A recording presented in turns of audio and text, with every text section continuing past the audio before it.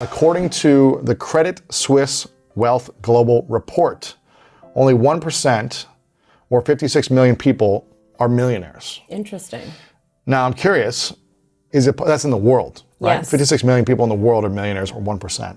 Is it possible for anyone listening to become a millionaire in your mind? Is it possible for anyone to become a millionaire? And if so, what would they need to have the first three things in mind in order to work towards becoming that? Yes. So first of all, yes, I do think that it's possible for anyone. And if there really truly is somebody because of their environment or systemic conditions that they're living in that they can't, then that's our responsibility for the rest of us to do it so that we can help lift that person up, right? Okay.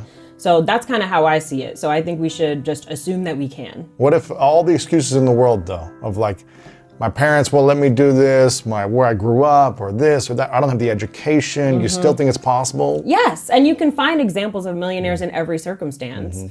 I myself grew up low income. Like, my parents were drug addicts and alcoholics at different points in their lives. Like, there was on paper, I was not a potential success story, right? And I could let that stop me, or I could just say, that's just part of my story.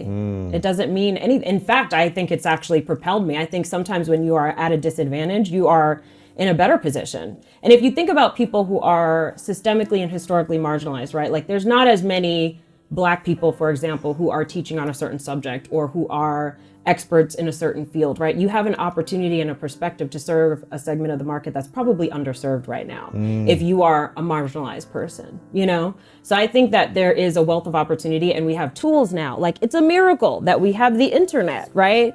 That's how I was able to do it. So I think it is within reach, and I think we have to believe it. I mean, that's the first thing, is you have to believe it's possible.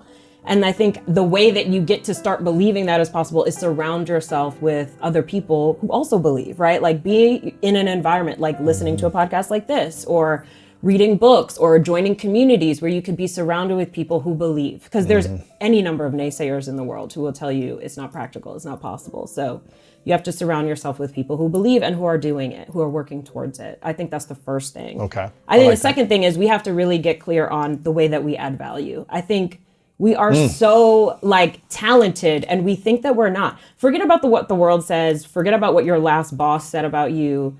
Forget about what degrees you do or don't have, right? Like, really think about your natural talents. Like, every single one of us is born with natural talents and skill sets and a perspective that other people don't have. And the problem is we undervalue it.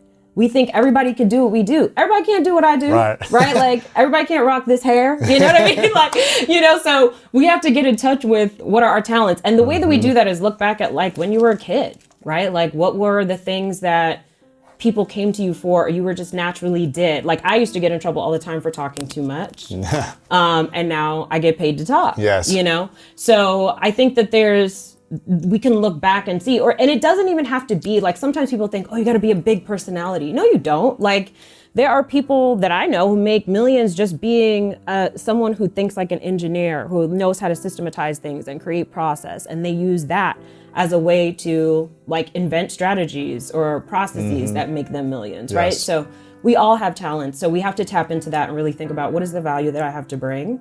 I think personality tests can help with that, just to start to give you an inkling towards, you know, become a student of yourself. Who am I, right? What do I have to bring to the world? What is my perspective? How does my growing up with a parent who struggled with alcoholism at one point in their lives, how's that benefit me and make me relate to more people and make, you know, me more able to become a millionaire rather than less? So I think recognizing our value is also a big piece of it. So we had mindset, we have value. I talked a little bit about environment. And then, you know what, like, I think for the last one, I'm gonna just say, charge accordingly. Like, just start asking for more money, right? Like, just be audacious with your requests. Like, just ask.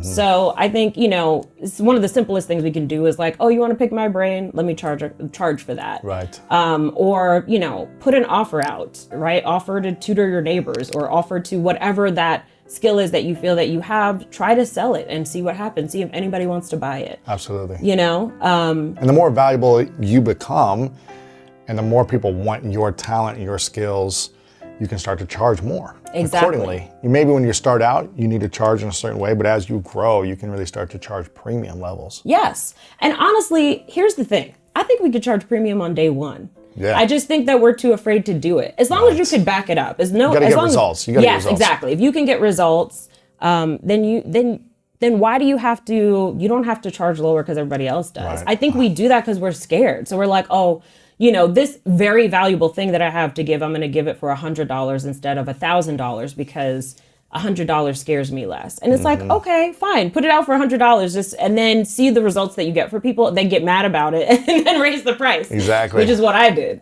Yeah. So, I mean, you charged less, they Right. got incredible results, and you're like, oh, I should have charged 10 I blame times myself. more. Yes. I think it's okay when you're first starting out, the first 6 months of a venture or something. It's like, I've done things for free for friends to see. Oh, totally. Can I actually get the results? Let me try. I got it for Yes. myself. Can I do it for one person? Yes. Oh, I did. Okay, let me charge the next person. Yes. Man, they made a lot of money from my help. Let me charge more for the next time, Exactly. and then keep going up.